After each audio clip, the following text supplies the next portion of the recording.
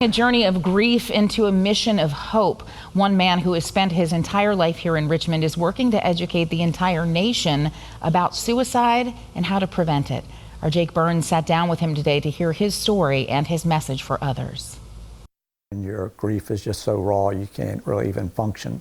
10 years later, the fog consuming Ray Paul hasn't lifted, more so shifted. Buck's always on right in the front of my brain. I think all of ours, but we can talk about it. Ray misses his son Buck's laugh. In May 2012, Buck died by suicide at his apartment in downtown Richmond. Buck was just the brightest, nicest, loving guy. I can't even describe it really, just a punch in the gut. And just like many families, the Pauls never noticed signs that Buck was hurting. The 25-year-old was living with college friends and on a management track at work. Why did we not see anything?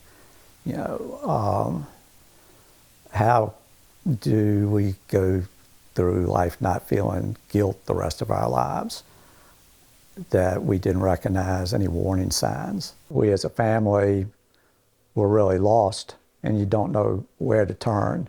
Their daughter Margaret turned to a walk out of the darkness, pushing the family to attend one of the American Foundation for Suicide Prevention's annual community walks that year. It was very humbling for me to be elected to this position. Now, Ray Paul is serving as the director of the board at AFSP, leading efforts to spread suicide prevention and spark community dialogue nationwide. We have learned what to say, what kind of advice to give that we know is credible, solid. And that's a large part of what we do as an organization is educate any demographic, any age group on how to look for warning signs. And we want to talk about those warning signs. The warning signs can be environmental, they can be health related. It's not bad to ask someone, are you thinking about hurting yourself?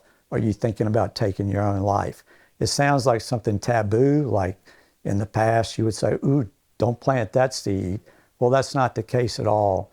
If you ask someone that question, it may be a great relief and release to them. Paul says leaning into those talks that can feel awkward can save lives, a process that helped launch his family's ongoing grief journey and their mission.